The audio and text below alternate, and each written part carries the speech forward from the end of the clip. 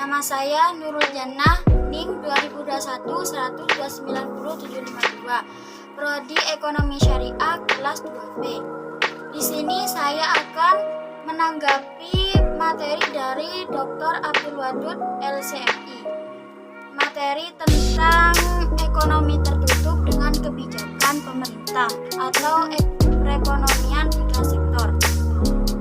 Pertama, saya akan menjelaskan apa itu ekonomi 3 sektor. Ekonomi 3 sektor adalah perekonomian yang meliputi kegiatan dalam sektor perusahaan, rumah tangga, dan pemerintah. Selanjutnya, adanya campur tangan pemerintah menimbulkan 2 perubahan penting. Yang pertama, pungutan pajak yang dilakukan oleh pemerintah menambah pengeluaran agregat pada industri dan rumah tangga. Yang kedua, pajak memungkinkan pemerintah melakukan pembelanjaan dan ini akan menaikkan pembelanjaan agregat. Karena belum ada perdagangan dengan LN, maka perekonomian 3 sektor dinamakan perekonomian tertutup. Aliran baru dalam sirkulasi aliran pendapatan. Pembayaran pajak oleh rumah tangga dan perusahaan kepada pemerintah itu akan menjadi pendapatan pemerintah. Pengeluaran pemerintah ke sektor perusahaan itu akan menjadi pembelian barang dan jasa yang diproduksi perusahaan. Aliran pendapatan dari sektor pemerintah ke rumah tangga dan industri itu akan menjadi pembayaran atas penggunaan faktor-faktor produksi rumah tangga dan industri oleh pemerintah. Selanjutnya, pendapatan yang diterima oleh rumah tangga akan digunakan untuk 3 tujuan. Yang pertama, ditabung. Kedua, membayar pajak. Dalam keseimbangan, berlaku kesamaan Y sama dengan C ditambah I ditambah G.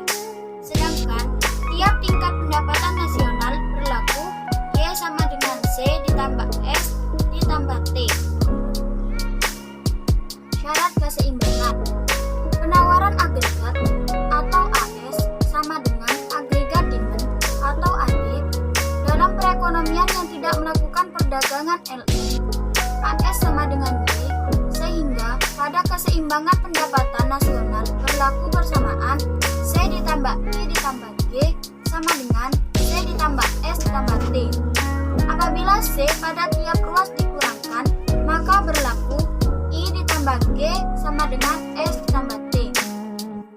I ditambah G adalah suntikan, S ditambah T itu adalah bocoran. Selanjutnya saya akan menjelaskan pengertian pajak langsung dan tidak langsung.